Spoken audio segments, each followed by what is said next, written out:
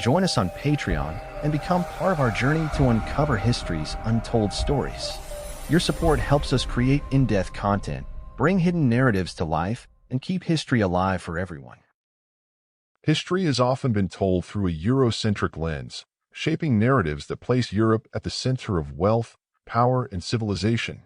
However, the truth is far more complex, and when examined closely, it reveals that Africa, the so-called Dark Continent by colonial historians, was once home to civilizations that not only rivaled but, in many cases, exceeded the wealth and grandeur of European kingdoms. These African empires possessed immense riches, sophisticated trade networks, advanced governance structures, and thriving cultural landscapes that were the envy of the medieval world. While Europe struggled through the Middle Ages, plagued by wars, famines, and feudal strife, African kingdoms flourished in ways unimaginable to the average European. From the gold-laden lands of Mali to the prosperous city-states of the Swahili Coast, from the powerful empire of Great Zimbabwe to the opulent courts of Benin and Congo, Africa was a beacon of wealth and civilization. European explorers and traders who first set foot on African soil were awestruck by the riches and grandeur they encountered, a reality that many history books often choose to overlook. This article delves deep into the historical records of these great African civilizations, uncovering their economic, cultural, and political prowess. It explores how these kingdoms amassed their wealth, the intricate trade networks they established, their architectural marvels, and the ways in which they shaped the world long before European colonial intervention. To understand Africa's place in world history, one must acknowledge the immense power and prosperity it held in an era when many European nations were struggling to emerge from the darkness. Perhaps no African kingdom symbolizes wealth more than the Mali Empire, especially under the rule of its most famous emperor, Mansa Musa. His legendary pilgrimage to Mecca in 1324 remains one of the most talked-about journeys in history, not just because of its religious significance, but due to the sheer display of opulence that accompanied it. With an entourage of 60,000 people, including 12,000 slaves, each carrying gold bars, Mansa Musa's journey caused such an influx of gold into the economies of Egypt and other regions that it led to inflation lasting over a decade.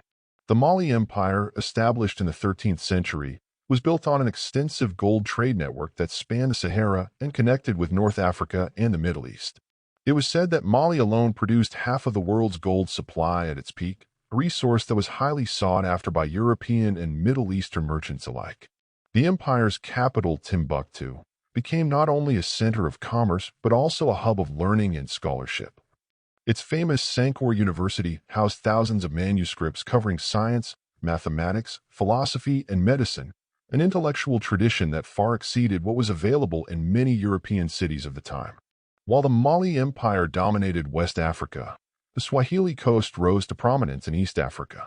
From the 10th century onwards, a series of city-states such as Kilwa, Mombasa, Sofala, and Zanzibar flourished as centers of trade, linking Africa with the Middle East, India, and China. These cities were built with coral stone and adorned with lavish mosques and palaces, reflecting their immense prosperity.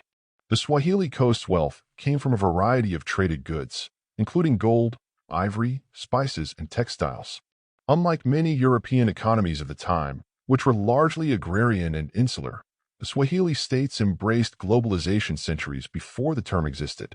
Merchants from Persia, India, and China regularly visited these cities, and archaeological findings reveal Chinese porcelain, Indian beads, and Arabian coins, attesting to the vast international connections of these African traders.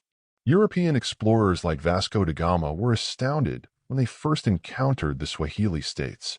Unlike the crude wooden towns of medieval Europe, the Swahili cities were well-planned, with stone buildings, elaborate drainage systems, and thriving marketplaces filled with goods from across the world.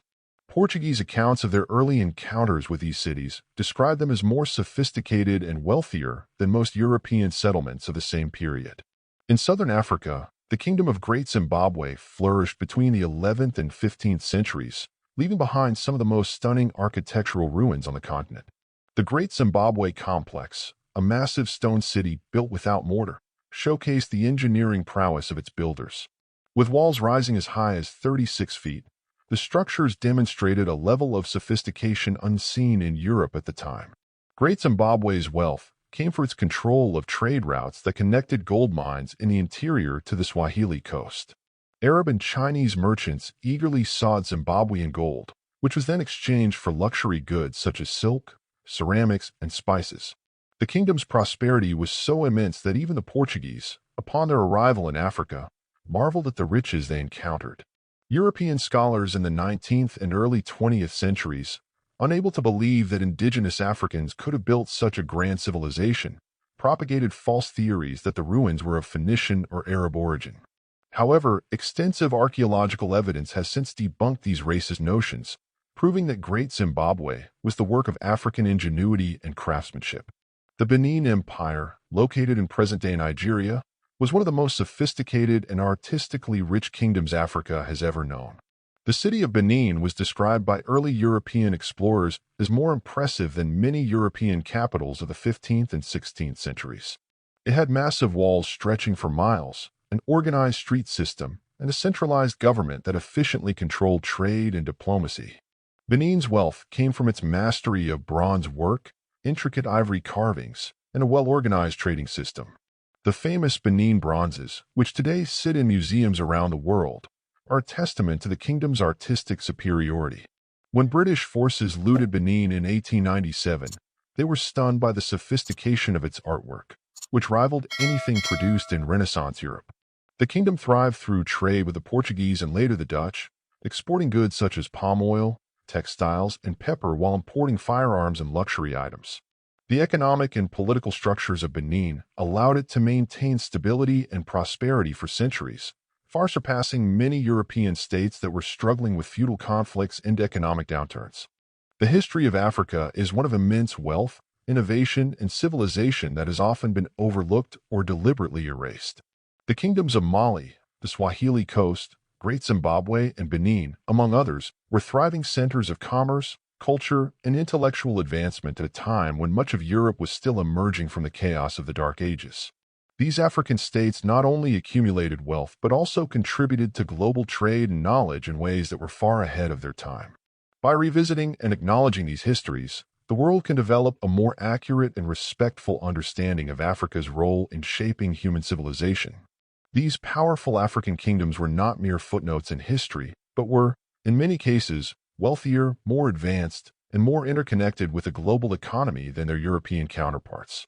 Recognizing this fact is essential to reshaping historical narratives and giving Africa its rightful place in the annals of global history.